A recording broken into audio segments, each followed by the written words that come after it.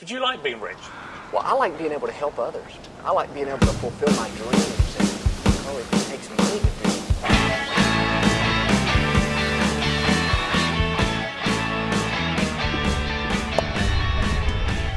Howdy folks, welcome back to another episode of Real Talk. I'm Anthony. And I'm Kenny. And we're coming to you live from not only just a set of railroad tracks here, but we're at Bay Bluffs Park in Pensacola. We're mixing it up, getting off UWF property, and we're having fun with it, man. Yeah.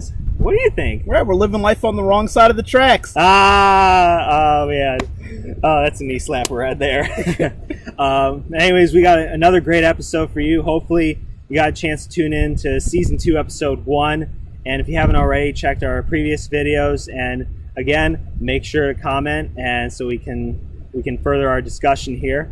But I think with that, Kenny, you ready to go? I'm ready. Let's do it. All right, let's jump in.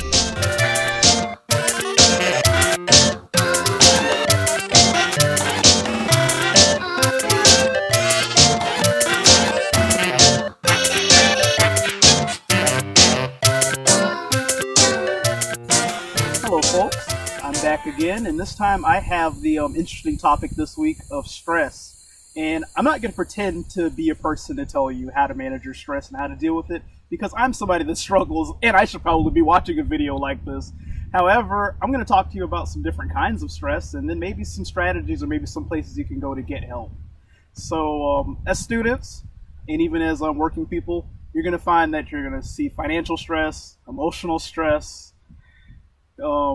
behavioral stress, all kinds of things are going to come up in your life. And when those things happen, it's important to not let the stress consume you. Sometimes people, get filled with so much anxiety, so much worry, so much confusion, so much depression over things that honestly are out of their hands. And once you realize that you can't control everything in your life, things will get a lot easier for you. Now, I'm not saying don't be one of those people that are like carefree about everything in their life and they go on willy-nilly like, oh, nothing's happening, or be like that meme of the dog that's sitting in the fire, the one that's saying this is fine. Because if things are in your life are going bad, it's not fine. The purpose is that you have to just learn how to accept that it's not fine and then think about ways to make your situation better. And so with that, just take advantage of counseling if you have that available to you. I know as students on college campuses, including ours at UWF, you can get free counseling appointments. If you're working somewhere and you got a nice medical plan, take advantage of some of those psychological services that might come with your health insurance. And then also, if you have religious beliefs or if you're deep into your faith, pray, read your Bible, do whatever you got to do, but don't let stress consume you, because the consequences of that can be deadly. And with that, I'm going to toss it over to Anthony for hopefully a more light topic.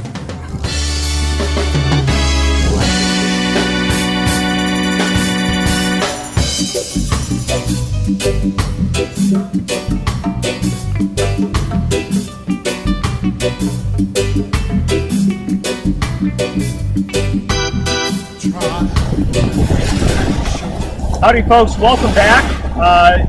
We're here at the great Escambia Bay, here right next to the Gulf of Mexico. But it really is very little to nothing what I'll be talking about today, and it's two of our most polarizing figures in the past election, both of which are absolutely my favorite people right now in the world. And that's with Donald Trump and Hillary Clinton. Now, we won't go into specific nitpicky type deals, but kind of just want to vocalize and say, okay, we know what's going on, but what should we really be trying to think about it? So, of course, Donald Trump, he won the presidency. Really fair and square. It surprised a lot of people, and you know what? That's going to happen. And so right now we're trying to think, okay, he's trying to do a bajillion things for an agenda of some kind, and how does that affect us as people? Well, there are certain things like DACA, which comes with the wall, as we famously know it as, healthcare, you name it, and there's been pushback on everything.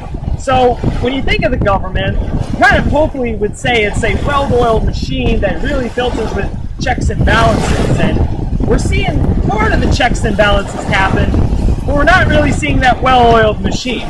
And if there's anything I urge you all to do, or at least think about doing, is see if we can find a way to compromise, rather than our first reaction being immediately pushing something away or denying it, unless you have logical proof for that. So I challenge you all to do that with Donald Trump and everything he's doing in office. And Hillary Clinton, of course, as we know right now, is doing her famous book tour on her book, What Happened? So it's great that we have someone that's willing to write about that and get it out there. And I think we all, as people, must understand stuff happens. And you know what?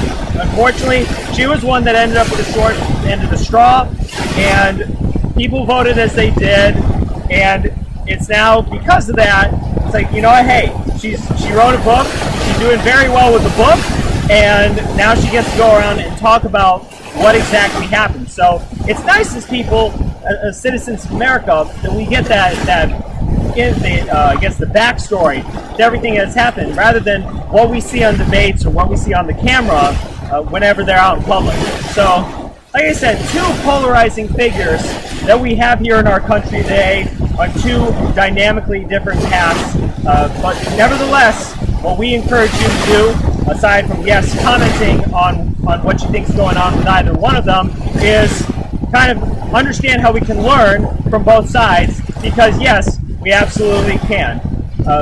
With all that and the beautiful Pensacola sunshine, we'll turn it now to our close. It's real talk, we in cruise control. Snipe life, lights out, here to soothe the soul.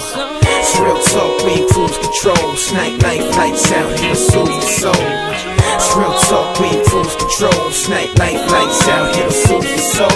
It's real talk, we in cruise control. Snipe life, lights out, here to soothe the soul. I used to play ball and Baisley till the fights would break out, and then we played the blocks till the lights would fade out. It's all about a better day and checking today's clout. Hello and welcome back. So just to recap a little bit of what you just saw, probably should have flipped these topics a little bit, because talking about Donald Trump and Hillary Clinton can make you stressed out. Very much so. Like me, of course. So if you're stressed out and you feel like you need a safe place from this episode, please just subscribe, and the next one, I promise you, will be much lighter than this. Oh, yeah. And on my end and my topic, you definitely, like we said, it's very easy to pick fun or disagree and kind of distance yourselves from these people that are polarizingly good or bad or what have you. Really the bad ones that we focus on a lot, that we give a hard time for. But really all these people, no matter who they are, what they believe in, what they stand for, you can learn a thing or two from them with whatever it could be. So I think this was a solid week, Kenny. I think so. I think, but next week we will try and make it a little lighter. And I guess with that, and again from the beautiful Pensacola Emerald Coast, I'm Anthony. And I'm Kenny. But Anthony, before we go, is there something going on with the track? Okay, the tracks are moving. Hey, they are. Oh boy. With that, I'm Anthony. I'm Kenny. And it's been real. Unbelievable.